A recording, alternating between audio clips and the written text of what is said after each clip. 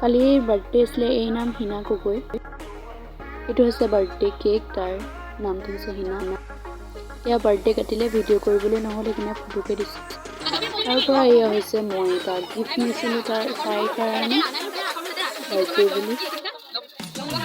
খেলি আছে এতিয়া।